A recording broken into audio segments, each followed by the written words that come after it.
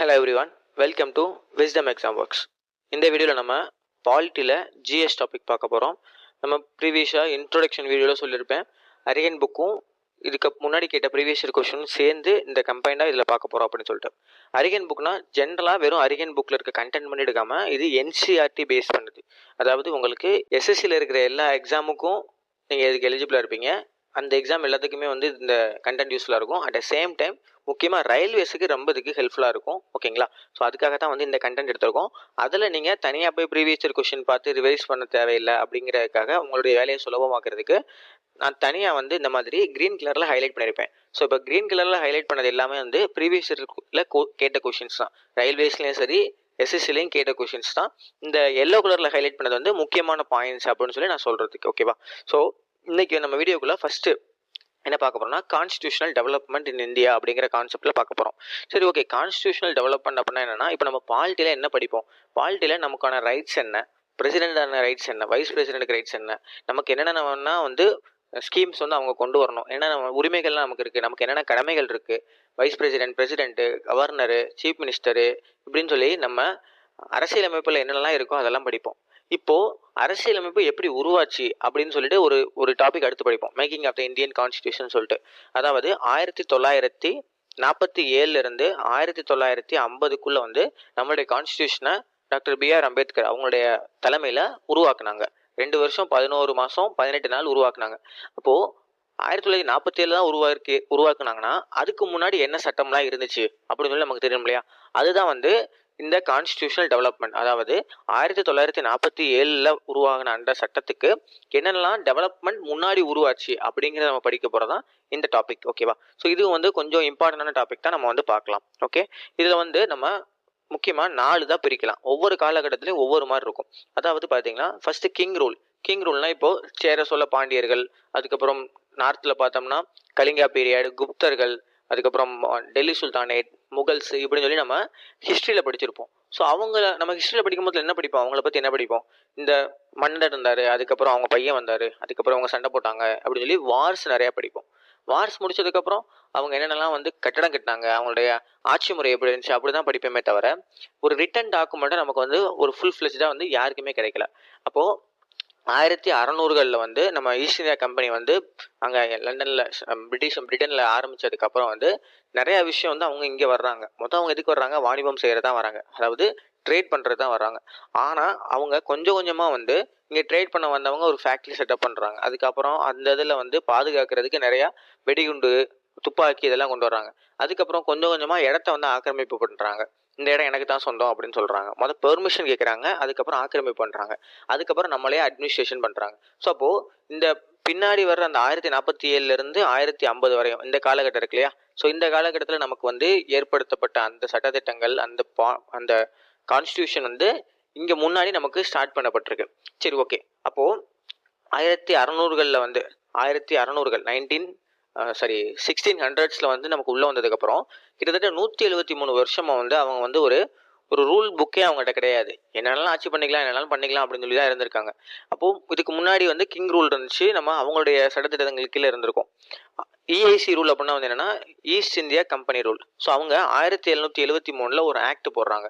என்னென்னா இங்கே இருக்கிற வாணிபம் செய்கிறவங்க வந்து பயங்கரமாக நல்லா இருக்காங்க. அதாவது பிரிட்டிஷ் கவர்மெண்ட் வந்து ஏன்னா வந்து இங்கிலீஷ் ஈஸ்ட் இந்தியா கம்பெனி எப்படி வருது? 1600 வந்து அவங்க ஒரு கம்பெனி ஆரம்பித்து அங்கே இருக்கிற குயின்ட்ட பெர்மிஷன் வாங்கி நாங்கள் அந்த மாதிரி வாணிகம் பண்ண போகிறோம்னு சொல்லி அங்கேருந்து பிரிட்டிஷ் கவர்மெண்ட்டிட்ட ஒரு பெர்மிஷன் வாங்கி தான் இங்கே வர்றாங்க. அப்படி பெர்மிஷன் வாங்கி வர மொத்தத்தில் இங்கே அவங்க பண்ணுறாங்க அப்படின்னா அவங்க இங்கிலீஷ் ஈஸ்ட் இந்தியா கம்பெனி தான் சொல்கிறாங்க இல்லையா? அந்த கம்பெனிங்கிறது வந்து அவங்க அதை வந்து நெறிமுறைப்படுத்தணும் இல்லையா?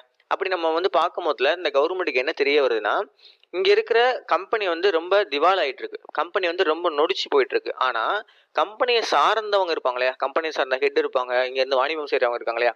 அவங்களுடைய பொருளாதாரம்லாம் பார்த்தோம்னா அங்கே பிரிட்டனில் பயங்கரமாக வெல்த்தாக கூடியிருக்கு. அப்போ இதில் என்ன தெரியுதுன்னா, பயங்கரமாக இங்கே வந்து ஊழல் நடக்குது, பயங்கரமாக லஞ்சம் இதாகிட்டு இருக்கு அப்படின்னு சொல்லி தெரிய வருது. ஓகேவா? ஸோ அப்படி இருக்கும் போதில் அப்போ அவங்களுக்கு ஒரு ரெகுலேஷன் போடணும், இந்த கமர்ஷியலான இருக்க விஷயத்த வந்து ரெகுலரைஸ் பண்ணணும் அப்படின்னு சொல்லி தான் அந்த கமர்ஷியல் பர்பஸுக்கு ஒரு ரெகுலேட்டிங் ஆக்ட் அப்படின்னு சொல்லி போட்டு அவங்க வச்சிருக்காங்க. ஓகேவா? ஸோ அதுதான் வந்து அந்த 1773 ரெகுலேட்டிங் ஆக்ட்னு சொல்லி வந்துச்சு. ஸோ அந்த காலகட்டத்தில் அதுக்கு முன்னாடியும் ஒரு போர் நடந்திருக்கும். என்ன போர்னா 1757 ஒரு வாரம், 1763 battle of Plassey, battle of Buxar அப்படின்னு 2 போர் நடந்திருக்கும். ஸோ இந்த ரெண்டுமே ரொம்ப முக்கியமான காலகட்டம் நம்மளுடைய ஹிஸ்ட்ரியில். இந்த ரெண்டுமே வந்து அவங்களுடைய ஆட்சி அதிகாரத்தையும் அவங்களுடைய இங்கிலீஷ் ஈஸ்ட் இந்தியா கம்பெனி இந்தியாவில் இருக்கிற அந்த அவங்களுடைய பவரையும் வந்து அதிகமாக வந்து ஸ்தாபித்ததுக்கு ரொம்ப முக்கியமான பங்காற்றிருக்கும். சரி, ஓகே. இப்போ நம்ம வந்து நிறைய இடத்த பிடிச்சிட்டோம். நிறைய இடத்த பிடிச்சி நம்ம வந்து ஏகப்பட்ட இடத்துல ரெவன்யூ கலெக்ட் பண்ணுறோம், ஏகப்பட்ட இடத்துல வந்து டேக்ஸ் போடுறோம். அப்படிங்கும் போதில் அதை இன்னும் நம்ம ரெகுலரைஸ் பண்ணோன்னா இன்னும் வந்து இந்த கம்பெனி திவால் ஆயிரும் அப்படின்னு நினச்சிட்டு அதை ரெகுலரைஸ் பண்ணுறதுக்கு ஒரு ஆக்ட் போடுறாங்க. அதுதான் ரெகுலேட்டிங் ஆக்ட் 1773 சொல்லிட்டு. அதுக்கப்புறம் கொஞ்சம் நாளில் வந்து அதில் வந்து அப்டேஷன் பண்ணிகிட்டே இருப்பாங்க. இப்போ நம்ம வந்து ஒரு மொபைல் ஃபோன் வாங்குறீங்க அப்படின்னா ஒரு வருஷத்துக்கோ 2 வருஷத்துக்கோ வந்து அப்டேட் கொடுத்துட்டே இருப்பாங்க. இந்த பக் ஏதாவது இருக்கும், ஏதாவது பிரச்சனை இருக்கும், அதாவது ஃபியூச்சர்ஸ் ஆட் பண்ணுவாங்க. இந்த மாதிரி வந்து அப்டேட் கொடுத்துட்டே இருப்பாங்க இல்லையா? அதே மாதிரி இந்த 1773 போட்ட அந்த ஆக்டை வந்து அப்டேட் பண்ணிக்கிட்டே இருக்காங்க.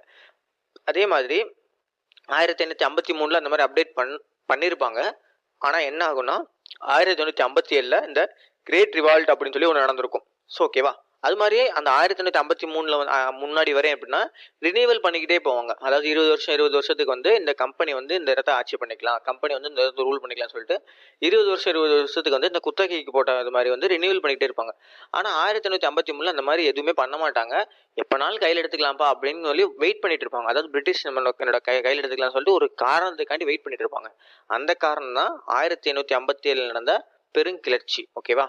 ஸோ பெருங்கிளர்ச்சி நடந்துச்சு அப்படின்னா அந்த தான் வந்து ஒரு காரணமாக காட்டி, சரி ஒரு கம்பெனி வந்து இவ்வளோ பெரிய நிலப்பரப்பை வந்து ஆட்சி பண்ணுறதுக்கு முடியாது, நாங்கள் இதை டேக் ஓவர் பண்ணிக்கிறோம், ஒரு கவர்மெண்ட் தான் எடுத்துக்கணும்னு சொல்லிட்டு 1857 வந்து கவர்மெண்ட் ஆஃப் இந்தியா ஆக்ட் அப்படின்னு சொல்லி போட்டு, இல்லைனா பீப்புள்ஸ் ஆக்ட் அப்படின்னு சொல்லி போடுவாங்க, இல்லை க்ரௌன் ஆக்ட் அப்படின்னு சொல்லி சொல்லுவாங்க, ஏதோ ஒன்று. ஓகேவா? ஸோ அந்த மாதிரி வந்து ஒரு க்ரௌன் ரூல். ஓகேவா? அதாவது வந்து இதில் இருக்கிற பிரிட்டிஷ் பார்லிமெண்ட்ல இருக்கிற நேரடியாக பிரிட்டிஷ் பார்லிமெண்ட்டுக்கு கீழே இந்த ஆட்சி வந்துருச்சு. இதுக்கு முன்னாடி எப்படி இருந்துச்சு? பிரிட்டிஷ் பார்லிமெண்ட், அதுக்கு நடுவில் கம்பெனி, அதுக்கப்புறம் இந்தியா அப்படின்னு சொல்லி இருந்துச்சு, பிரிட்டிஷ் இந்தியா அப்படின்னு இருந்துச்சு. இப்போ என்ன, அங்கே இருக்கிற பிரிட்டிஷ் பார்லிமெண்ட் அதுக்கு நேரடியாக கீழே பிரிட்டிஷ் இந்தியா அப்படின்னு சொல்லி வந்துருச்சு. ஓகேவா? ஸோ அப்போ அந்த 1857 வந்து அந்த மாதிரி வந்துருச்சு. அதுக்கப்புறம் அதுலேருந்து ஒரு 90 வருஷம் நம்ம போராடி இருக்கோம். ஓகேவா? நம்ம விடுதலைக்காண்டி போராடினதுக்கப்புறம் விட்டுட்டு போயிட்டாங்க. அதுக்கப்புறம் சரி இதெல்லாம் அவங்க ரூல், பிரிட்டிஷ்காரங்க அவங்களுடைய வாணிபத்தை கூட்டுறதுக்கும் அவங்களுடைய பொருளாதாரத்தை கூட்டுறதுக்கும் நம்ம மேலே வந்து நிறைய ஆக்ட் போட்டிருப்பாங்க. அதுக்கப்புறம் ப்ரெஸ் ரிலீஸ் பண்ணக்கூடாது அப்படிங்கிற ஒரு ஆக்ட், அந்த மாதிரி நிறைய நம்மளை வந்து சப்ரஸ் பண்ணுற மாதிரி நிறைய ஆக்ட் போட்டிருப்பாங்க. இந்த பிளாக் இது 1919 வந்து ஜாலியன்வாலா பாக் படுகொலை நடந்துச்சு. அப்போ முதல்ல என்னன்னா அதெல்லாம் வந்து என்னது, ஒரு ஆக்டை வந்து இதெல்லாம் வந்து நீங்கள் ரொம்ப வந்து கொடுமைப்படுத்துறீங்க அப்படின்னு சொல்லிட்டு ஒரு சின்ன கூட்டம் போட்டிருப்பாங்க. அந்த கூட்டத்தில் தான் வந்து எல்லாத்தையும் சுட்டு கொள்றது. அப்போது மெயினாக எங்கே ஆரம்பிக்குது, அவங்க வந்து சட்டம் போடுறாங்க. அந்த சட்டத்தை வந்து நமக்கு நம்மளால வந்து அதை ஃபாலோ பண்ண முடியல, நம்ம மேலே திணிக்கிறாங்க. அந்த சட்டத்தை எதிர்த்து போராடுறதான் வந்து நம்ம இது சுதந்திர போராட்டம் அப்படின்னு சொல்லி சொல்கிறோம். ஸோ அப்போது அந்த விஷயத்த நம்ம வந்து படிக்கணும் இல்லையா? அப்படி அவங்க என்ன சட்டம் போட்டாங்க அப்படின்னு நம்ம படிக்கணும் இல்லையா? அதை தான் நம்ம வந்து படிக்க போகிறோம். ஓகேவா? ஸோ 1947 வந்து நம்ம வந்து விடுதலை ஆனதுக்கப்புறம் நமக்கு நம்மளே சட்டம் போட்டுக்கிட்டோம். இவ்வளோ ஹிஸ்ட்ரி நமக்கு தேவை அப்படின்னா தேவை. இவ்வளோ ஹிஸ்ட்ரி தெரிஞ்சால் தான், ஏன்னா ஃபர்ஸ்ட் டைம் நம்ம ஒருத்தவங்க படிக்க வர்றாங்கன்னா ஆக்ட்னா என்ன, நம்ம எதுக்கு இந்த 1700 போட்டெல்லாம் படிக்கணும், எதுக்கு படிக்கணும்? அது இப்போ நம்ம பார்த்தோம்னா கவுன்சில் மெம்பர்ஸ்லாம் படிப்போம், அதில் எக்ஸிக்யூட்டிவ் கவுன்சில் மெம்பர்லாம் படிப்போம். இப்போ நமக்கு நடைமுறையில் என்ன இருக்குது, இப்போ நம்ம இந்தியாவில் நடைமுறையில் என்ன இருக்குது, லோக்சபா ராஜ்யசபான்னு இருக்குது. ஓகேவா? மக்களவை மாநிலங்களவைன்னு இருக்குது. மக்களவைக்கு இப்போ தான் தேர்தல் நடந்துச்சு. இவங்க வந்து பிரைம் மினிஸ்டர் மோடி வந்து பிஎம்ஆ செலக்ட் ஆகி போய் உட்காந்துருக்காங்க, கூட்டணியில் ஆட்சி அமைச்சிருக்காங்க. அதுக்கப்புறம் ராஜ்யசபாவில் 6 வருஷம் டென்யூரில் அது போயிட்டுருக்கு. இது நம்ம ஸ்டேட் அசம்பிளி, இங்கே நம்ம ஒவ்வொரு மாநிலத்திலையும் வந்து இது இருக்குமே, சட்டமன்றம் இருக்குமே. அதில் சில மாநிலங்களில் 2 அவை இருக்குது, சில மாநிலங்களில் 1 அவை இருக்குது. ஸோ இப்போது நமக்கு இந்த காலகட்டத்தில், நம்ம வாழ்ந்துட்டு இருக்க காலகட்டத்தில் என்னென்னலாம் வந்து இருக்குன்னு சொல்லி நமக்கு நல்லா தெரியும். நம்ம பழசெல்லாம் எதுக்கு படிச்சுட்டு இருக்கோம், இதெல்லாம் எங்கே இருக்குது அப்படின்னு நமக்கு தெரியாது. அப்போ அதெல்லாம் தெரிஞ்சுக்கணும், அதெல்லாம் கொஸ்டினில் கேட்பாங்க. அப்போ எக்ஸிக்யூட்டிவ் மெம்பர்ஸ் எவ்வளோ இருந்தாங்க, இப்போ வந்து 500 சொச்சம் பேர் இருக்காங்க. ஓகேவா? நம்ம தமிழ்நாட்டில் வந்து 234 எம்எல்ஏஸ் இருக்காங்க. இப்போ இந்த டேட்டாஸ்லாம் நம்ம படிக்கிறோம், கொஸ்டினில் கேட்குறாங்க. அப்போ முன்னாடி எப்படி இருந்தாங்க, எக்ஸிக்யூட்டிவ் கவுன்சில் எப்படி இருந்துச்சு, board of directors, board of கண்ட்ரோல்னு ஒருத்தவங்க இருக்காங்க, கோர்ட் ஆஃப் டைரக்டர்ஸ்ன்னு இருக்காங்க. இவங்களாம் யார், எதுக்கு வந்தாங்க அப்படின்னு சொல்லி படிக்கணும் இல்லையா? அது முக்கியம். ஸோ அதான் வந்து இப்போ நம்ம படிக்க போகிறோம். ஸோ இன்ட்ரடக்ஷனே கிட்டத்தட்ட 10 நிமிஷம் போயிருக்கு அப்படின்னா அதில் வந்து அவ்வளோ இம்பார்ட்டண்டான விஷயம் இருக்குன்னு அர்த்தம். ஓகேவா? சரி, ஓகே. இப்போ கான்செப்டுக்குள்ளே போகலாம். இந்த process of constitutional development in India started with establishment of East India company. இந்த கான்ஸ்டியூஷனல் டெவலப்மெண்ட்ங்கிறது வந்து எங்கே ஆரம்பிச்சிச்சுன்னா இந்த ஈஸ்ட் இந்தியா கம்பெனி அப்படிங்கிற ஒரு விஷயம் வந்து எப்போ ஆரம்பிச்சாங்களோ அப்போவே வந்து இந்த கான்ஸ்டியூஷனுங்கிறது வந்து டெவலப் ஆக ஆரம்பிச்சிருச்சு அப்படின்னு சொல்கிறாங்க. There are certain events in the British rule that lay down the legal framework for the organisation and functioning of government and administration in British India. ஒரு சில ஈவெண்ட்ஸ் இருக்கு. என்னன்னா இந்த பிரிட்டிஷ் ரூல்ல வந்து பிரிட்டிஷ்காரங்க வந்து இந்தியாவில் ரூல் பண்ணதுல வந்து ஒரு சில ஈவெண்ட்ஸ் இருக்கு. நான் சொன்னேன் இல்லையா, இங்க இந்த பேட்டில் ஆஃப் பிளாசி நடந்துச்சு, பேட்டில் ஆஃப் பக்ஸா நடந்துச்சுன்னு சொல்லி சொன்னேன் இல்லையா. இந்த மாதிரி ஒரு சில ஈவெண்ட்ஸ் இருக்கு. அந்த ஈவெண்ட்ஸ் தான் வந்து இந்த கான்ஸ்டியூஷனை வந்து நம்ம டெவலப் பண்றதுக்கு ஒரு அடித்தளமா அமைஞ்சிச்சு அப்படின்னு சொல்றாங்க. These events have greatly influence our constitution and polity. அது வந்து அவங்க காலகட்டத்தில் மட்டும் இல்லாம இப்போ நம்ம யூஸ் பண்ணிட்டு இருக்க இந்த காலகட்டத்திலையும் அது வந்து ரொம்ப முக்கிய பங்காற்றுதுன்னு சொல்றாங்க. அதுக்கு ஒரு சின்ன எக்ஸாம்பிள் சொல்றேன், ரொம்ப முக்கியமான கொஸ்டினும் கூட. என்னன்னா, கவர்மெண்ட் ஆஃப் இந்தியா ஆக்ட் 1935 அப்படின்னு சொல்லி ஒரு ஆக்ட் போட்டிருப்பாங்க. ஓகேவா, ரொம்ப வந்து நம்மளுடைய தலைவர்கள்லாம் வந்து ப்ரெஷரைஸ் பண்ணனால இப்போ வந்து எப்படின்னா 20 வருஷத்துக்கு தான் இந்த ஆக்ட்லாம் போடுவாங்க. நீங்கள் அடுத்து 1900 ஆரம்பிச்சதுக்கப்புறம் 1909 போட்டிருப்பாங்க, 1919 ஒன்று வந்திருக்கும், 10 வருஷம் கேப்லேயே வந்திருக்கும். ஏன்னா அதுக்கு காரணம் என்னன்னா, நம்ம ரொம்ப ப்ரெஷரைஸ் பண்ணுறோம், நம்ம ரொம்ப போராடுறோம் அப்படிங்கிற மொத்தத்தில் அவங்களால தாக்கு பிடிக்க முடியல. அதனால வந்து 1935 ஒரு ஆக்ட் போடுவாங்க. அந்த ஆக்ட்ல நிறைய விஷயம் சொல்லப்பட்டிருப்பாங்க. அதைத்தான் நம்ம கான்ஸ்டியூஷன்ல நிறைய தான் எடுத்திருப்போம். நம்ம ஒரு கான்செப்ட் படிப்போம், நம்ம ஒரு டாபிக் படிப்போம். என்ன டாபிக் படிப்போம்னா, சோர்ஸ் ஆஃப் இந்தியன் கான்ஸ்டியூஷன் படிப்போம். அதாவது சென்டர் ஸ்டேட் ரிலேஷன் எங்கேருந்து எடுத்தோம், ஃபண்டமெண்டல் டியூட்டிஸ் எந்த இடத்துல இருந்து எடுத்தோம், ஃபண்டமெண்டல் ரைட்ஸ் எங்கேருந்து எடுத்தோம் அப்படின்னு சொல்லி நம்ம வந்து பார்ப்போம். அதாவது நம்ம கான்ஸ்டியூஷன் மேக் பண்ணுறதுக்கு முன்னாடியே 1947 முன்னாடியே வேற ஏதாவது கண்ட்ரீஸில் இந்த மாதிரி நடைமுறைகள் இருக்கா அப்படின்னு சொல்லி அந்த கண்ட்ரிலேருந்து நம்ம வந்து பாரோ பண்ணியிருப்போம். அவங்களுடைய நடைமுறையை நம்மளும் ஏற்றிருப்போம், ஒரு சில சின்ன சின்ன சேஞ்சஸோட. ஓகேவா. ஸோ அப்போ அதெல்லாம் வந்து நம்ம வந்து அதிகபட்சம் நம்ம எங்கேருந்து எடுத்துருக்கோம்னா அந்த கவர்மெண்ட் ஆஃப் இந்தியா ஆக்ட் 1935 எடுத்திருக்கோம். அப்போது இந்த கவர்மெண்ட் ஆஃப் இந்தியா ஆக்ட் 1935 வந்தனால தான் நம்ம கான்ஸ்டியூஷனை மேக் பண்ணுறதுக்கு ஈஸியாக இருந்துச்சு, இல்லைனா இன்னும் ரொம்ப நாள் எடுத்திருப்போம். அப்போ அதுதான் வந்து அடித்தளம் அப்படின்னு சொல்லி நமக்கு சொல்கிறாங்க. ஓகேவா. சரி, ஓகே. இப்போ வந்து ரெகுலேட்டிங் ஆக்ட் 1773 பார்ப்போம். இந்த ஆக்ட் வந்து யார் பாஸ் பண்ணாங்க அப்படின்னா பிரிட்டிஷ் பார்லிமெண்ட் தான் ஃபார்ம் பண்ணாங்க. ஆனால் கண்ட்ரோல் யார்கிட்ட இருக்கு, control the affairs of East India company. எதுக்கு, ஈஸ்ட் இந்தியா கம்பெனியை கண்ட்ரோல் பண்ணுறதுக்கு தான் இந்த ஆக்ட். இந்தியாவை கண்ட்ரோல் பண்ணுறதுக்கு இல்லை, ரொம்ப முக்கியமாக இருங்க. ஓகேவா. இந்தியாவை கண்ட்ரோல் பண்ணுறது East India company. East India கம்பெனியில் இருக்கிற அஃபேர்ஸ் இருக்கும் இல்லையா, அதாவது வந்து commercial affairs, political affairs, administrative அஃபேர்ஸ்லாம் இருக்கும் இல்லையா, அந்த விஷயத்தெல்லாம் கண்ட்ரோல் பண்ணுறது யார், British parliament. For the first time it recognise the political and administrative functions. இதுக்கு முன்னாடி எப்படி இருந்தாங்க, இதுக்கு முன்னாடி வெறும் கமர்ஷியல் பர்பஸ்க்காக இருந்தாங்க. 1773 முன்னாடியும் வெறும் ட்ரேடு மட்டும் தான் அவங்களுடைய முக்கிய நோக்கமாக இருந்துச்சு. ஆனால் இப்போ என்ன பண்ணுறாங்க, இந்தியாவில் இருக்க அரசியலுக்குள்ளே அவங்க உள்ளே வர்றாங்க, இந்தியாவில் இருக்கிற அட்மினிஸ்ட்ரேஷன் நிர்வாகத்திலையும் அவங்க வந்து உள்ளே நுழைஞ்சிட்டாங்க. ஸோ அதுக்கு தான் வந்து, அப்போ அதுக்கு உள்ளே நுழைஞ்சிட்டாங்க அப்படின்னா அதை வந்து எல்லாருமே இப்போ பிரிட்டிஷ்காரங்களுக்கே வந்து எந்த விஷயத்துக்கு அரெஸ்ட் பண்ணணும், எந்த விஷயத்துக்கு அரெஸ்ட் பண்ணக்கூடாது, எந்த விஷயத்த வந்து நம்ம ஃபாலோ பண்ணணும்னு சொல்லி ஒரு இது தெரியாது இல்லையா, அதெல்லாம் நெறிமுறைப்படுறதுக்கு தான் இந்த ஆக்ட் வந்து போட்டிருக்காங்க. ஓகேவா. This act elevated governor of Bengal Warren Hasting to governor general and subsumed the presidency of Madras and Bombay. இந்த ஆக்ட் என்ன பண்ணுச்சு அப்படின்னா, முன்னாடியே இருக்கிறாங்க கவர்னர் ஆஃப் பெங்கால்னு ஒருத்தர் இருக்காரு, கவர்னர் ஆஃப் மெட்ராஸ்னு ஒருத்தர் இருக்காரு, கவர்னர் ஆஃப் பாம்பேன்னு ஒருத்தவங்க இருக்காங்க. இவங்க என்ன பண்றாங்கன்னா, இப்போ இந்த மாதிரி பார்த்துக்கோங்க, governor of Bombay, governor of Madras, governor of Bengal. ஓகேவா. இப்படி இருக்கு அப்படின்னா வந்து என்ன பண்ணிட்டாங்கன்னா, இந்த ஒன்று இருக்கு இல்லையா, இந்த கவர்னர் ஆஃப் பெங்கால் இருக்கு இல்லையா, இதை மட்டும் என்ன பண்ணிட்டாங்கன்னா கவர்னர் ஜெனரல் ஆஃப் பெங்கால் அப்படின்னு சொல்லி போட்டாங்க. நடுவில் வந்து ஒரு ஜி மட்டும் ஆட் ஆயிடுச்சு. அப்படி ஜி ஆட் ஆனதுக்கப்புறம் என்ன வந்துச்சுன்னா, இந்த 2 பேர் இருக்காங்க இல்லையா, மெட்ராஸ் அண்ட் பாம்பே, இவங்க 2 பேருமே இவங்களுக்கு கீழே அப்படின்னு சொல்லிட்டாங்க. அதாவது கவர்னர் ஜெனரல் ஆஃப் பெங்காலுக்கு கீழே தான் இந்த மெட்ராஸும் இந்த பாம்பேயும் வரும் அப்படின்னு சொல்லி நமக்கு வந்து சொல்லிட்டாங்க. ஓகேவா. 1 செகண்ட், இதெல்லாம் வந்து உங்களுக்கு வந்து சொல்றதுக்காண்டி நான் எழுதினது. Okay. So governor of Bengal இருந்தது கவர்னர் ஜெனரல் ஆஃப் பெங்கால்னு சொல்லி போட்டு ஒருத்தவங்களுடைய பவரை கூட்டி ஒருத்தவங்களுடைய பவரை வந்து கம்மி பண்ணிட்டாங்க. ஸோ அதுதான் வந்து இது எதுக்குன்னா, ஒருத்தர் தான் தலைமையில் இருக்கணும், 3 பேர் தலைமையில்னா நான் சொல்றதான் சரி அப்படின்னு சொல்லிட்டு இருப்பாங்க இல்லையா, அதனால ஒருத்தர் தான் தலைமையில் இருக்கணும் அப்படின்னு சொல்லிட்டு. இது கொஞ்சம் இம்பார்ட்டன்டான கொஸ்டின். என்ன கொஸ்டின்னா, யாரு first governor general of Bengal, அப்புறம் லாஸ்ட் கவர்னர் ஆஃப் பெங்கால் அப்படின்னு சொல்லி கேட்கலாம். ஏன்னா அவர் தான் இருந்திருக்காரு, அதுக்கப்புறம் போஸ்டிங்கை மாத்திட்டாங்க அப்படின்னா, அப்போ ஃபர்ஸ்ட் வந்து கவர்னர் ஜெனரல் ஆஃப் பெங்கால் வந்து யாருன்னா Warren Hastings, last governor of Bengal அப்படின்னு சொல்லி கேட்டா அதுவும் வாரன் ஹேஸ்டிங். ஓகேவா. ஸோ இந்த ஆக்ட்ல என்ன சொல்லியிருப்பாங்க, ஒருத்தர் கீழே ஒருத்தர் அப்படின்னு சொல்லி சொல்லியிருக்காங்க.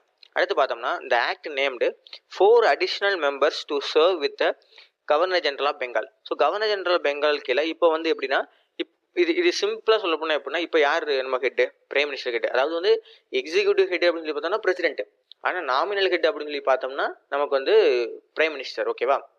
அதாவது ரியல் ஹெட் அப்படின்னு சொல்லி பார்த்தோம்னா நமக்கு வந்து இருக்கிறதெல்லாம் நடைமுறைப்படுத்துறது அப்படின்னு சொல்லி பார்த்தோம்னா நமக்கு பிரைம் மினிஸ்டர் தான். ஓகே, ஏன்னா அவங்களுடைய ஆட்சி தான் இருக்குது, அவங்க சொல்கிறதான் கேட்கணும் அப்படிங்கிற மாதிரி இருக்குது. சரி, ஓகே. அப்போ அவருக்கு கீழே யாரெல்லாம் இருக்கா? அவருடைய கேபினெட் மினிஸ்டர்ஸ் இருப்பாங்க. அதுக்கு கீழே தான் வந்து அந்த எம்பிஸ் இருப்பாங்க, மெம்பர் ஆஃப் பார்லிமெண்ட் இருப்பாங்க. கேபினெட் மினிஸ்டர்ஸ்னா யாரு? முக்கியமான பொறுப்புகள், முக்கியமான துறைகள்லாம் வந்து அவங்க தான் மினிஸ்டராக இருப்பாங்க. மித்த எல்லாருமே வந்து அமைச்சர்கள் தான், ஆனால் அவங்களுக்கு துறைகளை வந்து ஒதுக்கி இருக்க மாட்டாங்க. புரியுதுங்களா? ஸோ அப்போ இந்த மாதிரி ஒருத்தவங்களுக்கு வந்து அவங்களுக்கு கீழே வந்து ஒரு அவை இருக்கு அப்படின்னா அதுல இருக்கிறதுக்கு பேர் தான் அந்த காலகட்டத்தில் எக்ஸிக்யூட்டிவ் கவுன்சில் அப்படின்னு சொல்லி சொல்றாங்க. ஓகேவா? ஸோ அப்போ அந்த எக்ஸிக்யூட்டிவ் கவுன்சில் ஃபர்ஸ்ட் எத்தனை பேர் இருந்திருக்காங்க? 4 பேர், 4 additional members to serve the governor general of Bengal. Governor general of பெங்காலுக்கு வந்து இந்த கல்கத்தா கவுன்சில் அப்படின்னு சொல்லி இருக்கு இல்லையா, அதில் வந்து சர்வ் பண்ணுறதுக்கு 4 பேர் நியமிச்சிருக்காங்க. இது முக்கியம். 4 அதுக்கப்புறம் 3 ஆக்கியிருப்பாங்க, 3 மறுபடியும் 4 ஆக்கியிருப்பாங்க, 4 மறுபடியும் 6 ஆக்கியிருப்பாங்க, அந்த 6 12 ஆக்கியிருப்பாங்க. இப்படியே வந்து அந்த இதெல்லாம் போகும். இதெல்லாம் கேட்கறதுக்கான வாய்ப்புகள் இருக்கு. ஓகேவா?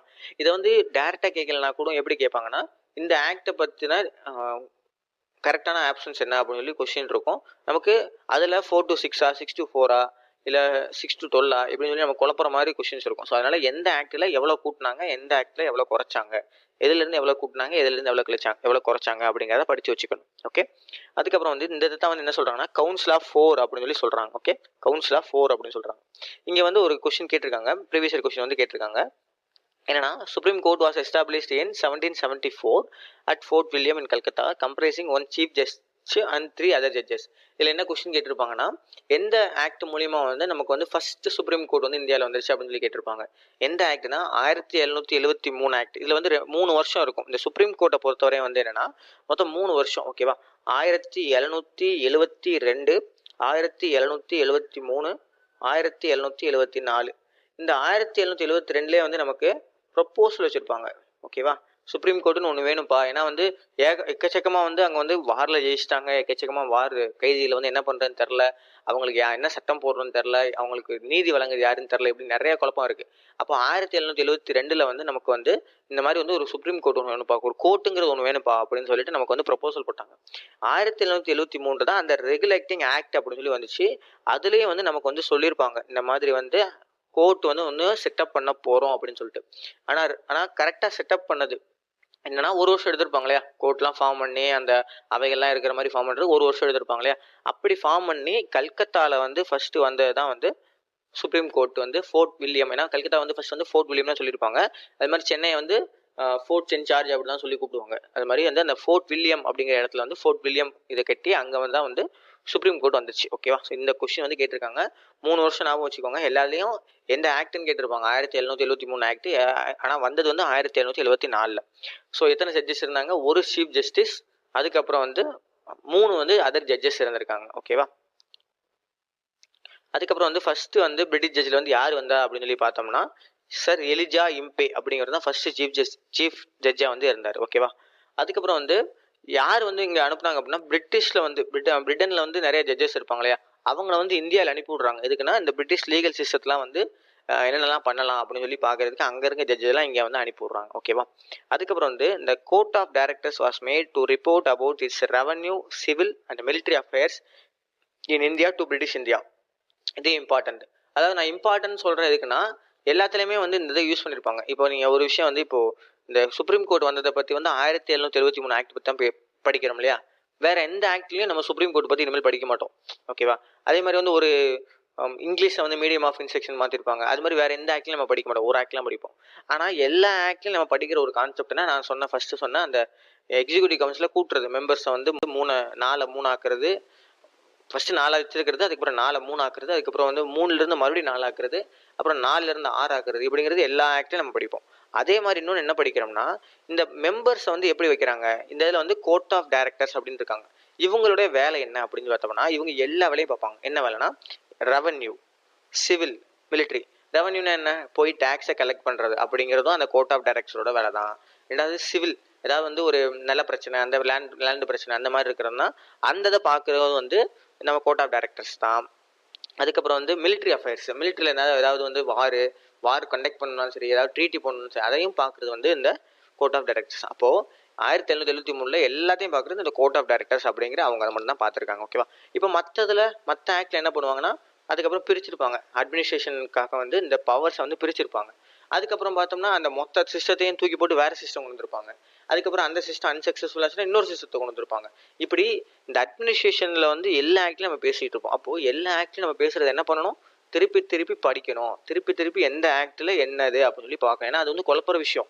எல்லா ஆக்ட்லயும் வந்துச்சு அப்படின்னா அது ஈஸி கிடையாது. எல்லா ஆக்ட்லயும் வருது அப்படின்னா அது குழப்பற விஷயம், நம்ம படிக்கணும்னு அர்த்தம். ஓகேங்களா? சரி, ஓகே. அடுத்து ஆக்ட் ஆஃப் செட்டில்மெண்ட் அப்படின்னு இருக்கு. ஆக்ட் ஆஃப் செட்டில்மெண்ட் அப்படிங்கிறது எதுக்கு வந்துச்சு அப்படின்னா, which remove the shortcomings of the regulating act. ஓகேவா?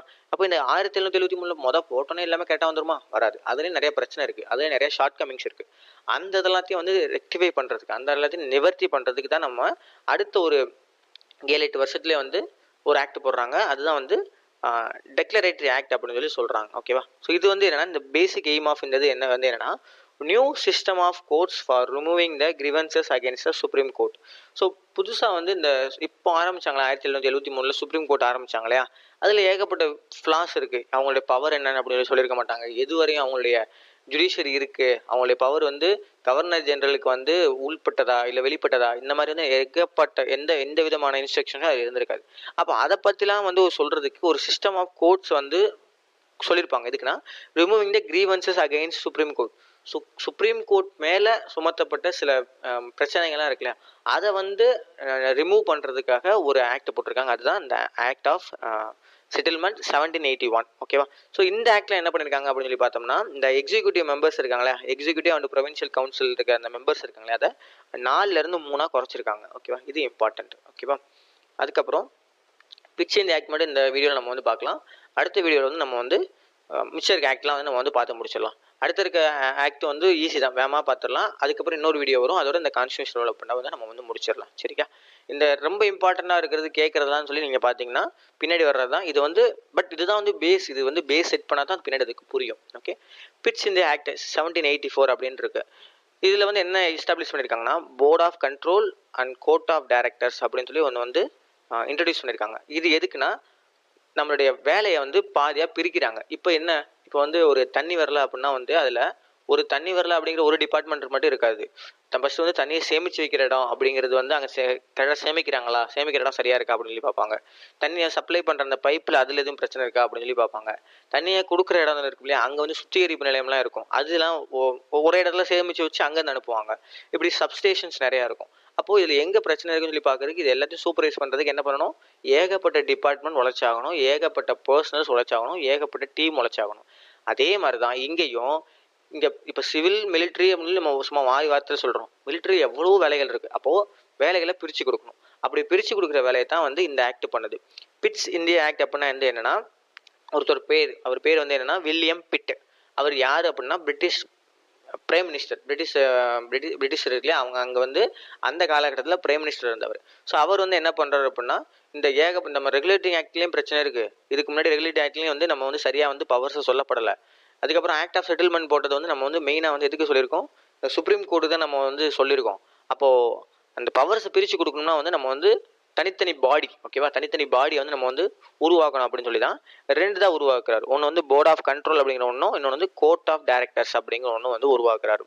இதில் அவர் என்ன பண்ணுறாரு அப்படின்னா, அந்த போர்ட் ஆஃப் கண்ட்ரோல் அப்படிங்கிறவங்க வந்து என்ன பண்ணுவாங்க அப்படின்னா, அவங்களுக்கு வந்து ஒரு சில விஷயம்லாம் கொடுப்பாங்க. ஓகேவா, ரெவன்யூ, மிலிட்ரி, இந்த மாதிரி ஒரு சில விஷயம்லாம் கொடுப்பாங்க. கமர்ஷியல் ஃபுல்லாக ஒருத்தவங்ககிட்டே போகும். கமர்ஷியல் ட்ரேடு இதெல்லாம் வந்து இந்த கோர்ட் ஆஃப் டைரக்டர்ஸ் அப்படிங்கிறவங்க கிட்ட போகும். இதை நம்ம எப்படி புரிஞ்சுக்கலாம்னா, ஒரு கம்பெனி இருக்குன்னா வந்து என்ன சொல்றது, போர்ட் ஆஃப் டைரக்டர்ஸ் மீட்டிங் வச்சிருக்காங்க அப்படின்னு சொல்லுவாங்க. அப்போது ரொம்ப ரொம்ப ஹை விஷயமா இருக்குது இந்த பொலிட்டிக்கல், இந்த சிவில், அதுக்கப்புறம் மிலிட்ரி, இந்த இதெல்லாம் வந்து இந்த போர்ட் ஆஃப் கண்ட்ரோல் கிட்ட வந்துடும்.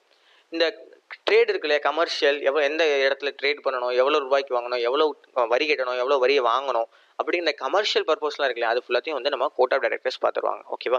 ஸோ இது வந்து எதுக்குன்னா, இந்த ரெகுலேட்டிங் ஆக்டில் இருக்க பிரச்சனையை வந்து சால்வ் பண்ணுறது தான். சரி, ஒரு ப்ரீவியஸ் கொஸ்டின் கேட்டிருக்காங்க என்னன்னா, இந்த act placed Indian affairs under the direct control of British government. Okay, இந்த ஆக்ட் தான் வந்து பிரிட்டிஷ் கவர்மெண்ட்டுக்கு கீழே டைரக்டாக கண்ட்ரோல் இருக்குது. ஆனால் என்னென்னா, ஈஸ்ட் இந்தியா கம்பெனிக்கு கீழே தான் இருக்கிறோம் அப்படிங்கிறது தான் உண்மை. ஆனால் பிரிட்டிஷ் கவர்மெண்ட் டேக் ஓவர் பண்ணிருச்சு, இந்தியாவுடைய அட்மினிஸ்ட்ரேஷன் டேக் ஓவர் பண்ணிருச்சு, அப்படின்னு தான் முக்கியம். ஸோ அப்படிங்கிற ஆக்ட் என்ன அப்படின்னா, இந்தியன் அஃபேர்ஸை மொத்தமாக கையில் எடுத்த ஆக்ட் என்னன்னா, பிட்ஸ் இந்தியா ஆக்ட் 1784. ஓகேவா? ஸோ இந்த governor general and council where mat subordinate to the British government. இப்போ முன்னாடி உள்ள ஆக்ட்ல என்ன பார்த்தோம், கவர்னர் ஆஃப் பெங்கால் வந்து கவர்னர் ஜெனரல் ஆஃப் பெங்கால்னு போட்டு அந்த பெங்காலி கீழே பாம்பே மெட்ராஸ்லாம் இருக்குன்னு சொல்லி போட்டோம் இல்லையா, இங்கே அப்படி கிடையாது. இங்கே எல்லாரும் ஒன்று தான், எல்லாரும் வந்து பிரிட்டிஷ் பார்லிமெண்ட் கீழே நீங்கள் வந்து வந்தவங்க, எல்லாத்துக்கும் நீங்கள் வந்து சபார்டினேட் தான் அப்படின்னு சொல்கிறாங்க. ஓகேவா?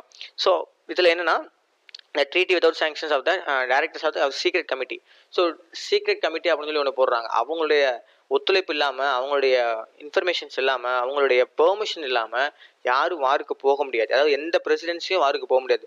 பாம்பே வந்து இப்போ வந்து அங்கே இப்போ எல்லாமே வந்து கவர்மெண்ட் கீழே வந்திருக்கு, பிரிட்டிஷ் கீழே வந்திருக்குன்னா எல்லாமே வந்தது கிடையாது. அங்கங்கே சின்ன சின்ன மன்னர்கள் ஆட்சி பண்ணிட்டு இருப்பாங்க. அவங்க வந்து அது வரி கட்டிக்கிட்டு இருப்பாங்க. அப்போ அவங்க மேலே நம்ம படையெடுத்து போகிறோம் அப்படின்னா சும்மா போயிட முடியாது. இந்த சீக்ரெட் கமிட்டி, இந்த டைரக்டர்ஸ்லாம் இருக்காங்க இல்லையா, இவங்கெல்லாம் பெர்மிஷன் வாங்கிட்டு தான் வந்து எந்த ஒரு பிரசிடென்ட்னாலும் போகணும். அதாவது வந்து பாம்பேனாலும் சரி, பெங்கால்னாலும் சரி போகணும் அப்படின்னு சொல்லி நம்ம வந்து கொண்டு வந்துட்டோம். ஏன்னா எதுக்குன்னா விஷயம் என்னென்னா, அவங்களுக்கு நல்லா தெரிஞ்சிருச்சு நம்ம வந்து ஒரு பெரும் நிலப்பகுதியை பிடிச்சிட்டோம், இனிமேல் நம்ம வேலை ஆட்சி பண்ணுறது மட்டும்தான் அப்படின்னு சொல்லிட்டு. ஓகேவா? ஸோ அதுதான் வந்து இந்த பிட்ஸ் இந்தியா ஆக்ட். அதுக்கப்புறம் வந்து இந்த act clearly stated that presidents of Madras and Bombay were to be subordinate to the president of Bengal in all matters. அதே மாதிரி இவங்க என்ன பண்ணுறாங்க, அந்த ரெகுலேட்டிங் ஆக்டில் வந்து சொல்லப்பட்டதை உறுதிப்படுத்துகிறாங்க. என்னென்னா மெட்ராஸ் பிரசிடென்சியோ இல்லை பாம்பே பிரசிடென்சியோ பெங்காலுக்கு கீழே தான் இருக்கணும் அப்படின்னு சொல்லி உறுதிப்படுத்துகிறாங்க. இதில் வாரில் diplomatic relations and revenue. Diplomatic relations என்ன, ஒருத்தருக்கு ஒருத்தர் வந்து இருக்கிற அந்த டிப்ளமசிலையும் சரி, ஏதாவது ஒரு போருக்கு போகணும் அப்படிங்கிறதுலையும் சரி, டேக்ஸ் கலெக்ட் பண்ணுறதுலையும் சரி, எல்லாத்துலேயுமே வந்து பெங்கால் தான் ஹை அப்படின்னு சொல்லி இதுங்க வந்து உறுதிப்படுத்துகிறாங்க இந்த பிட்ஸ் இந்தியா ஆக்ட். ஓகேவா? ஸோ இதுக்கப்புறம் வந்து இருக்கிறதெல்லாம் வந்து கொஞ்சம் ஈஸி தான், வேகமாக படிச்சிடலாம். ஓகே, வந்தா இந்த ஒரு பக்கம், அப்புறம் 2 பக்கம் இருக்குது. இந்த 2 பக்கம் வந்தோடனே நமக்கு வந்து கவர்மெண்ட் ஆஃப் இந்தியா ஆக்ட் வந்துடும். அது ஃபுல்லாக ஈஸி தான். ஸோ 2 இல்லைனா 3 வீடியோஸில் வந்து நம்ம அதை முடிச்சிடலாம். ஈஸி தான். ஃபஸ்ட்டு இதில் வந்து ரொம்ப நம்ம வந்து ஹிஸ்ட்ரி ரிலேட்டடாக நிறையா சொன்னனால தான். ஏன்னா அந்த ஒரு ஹிஸ்ட்ரி ரிலேட்டடான பாயிண்ட் ஆஃப் வியூ உங்களுக்கு சொல்லலை அப்படின்னா நிறைய பேருக்கு தெரியாது, ஏன் என்ன இது அப்படின்லே தெரியாது. ஸோ பின்னாடி வர்ற 3-4 வீடியோ வந்து ஒன்றுமே புரியாமல் அது வந்து யூஸ்ஃபுல்லாகவே இல்லாமல் போகிறதுக்கு பதிலாக இந்த வீடியோ கொஞ்சம் அதிகமாக டைம் எடுத்து நம்ம வந்து எக்ஸ்பிளைன் பண்ணிட்டு படிக்கிறது நல்லது. ஓகேவா? ஸோ அதான் வந்து நான் வந்து பண்ணியிருக்கேன். இதில் ஏதாவது டவுட்ஸ் இருந்துச்சு அப்படின்னா வந்து நீங்கள் வந்து கேளுங்க, கமெண்ட் செக்ஷன்லேயும் கேளுங்க, இல்லை நம்ம டெலிகிராம் சேனல்லையும் வந்து நீங்கள் வந்து கேளுங்க, நாங்கள் வந்து சால்வ் பண்ணுறோம். ஓகேங்களா? இதில் ஏதாவது சஜஷன்ஸ் இருக்குது அப்படின்னாலும் நீங்கள் சொல்லுங்கள், அதை வந்து நாங்கள் வந்து அடுத்ததில் கரெக்ட் பண்ணிக்கிறோம். ஓகேங்களா? இவ்வளோ நேரம் பொறுமையாக கிட்டதுக்கு தேங்க்யூ ஸோ மச்.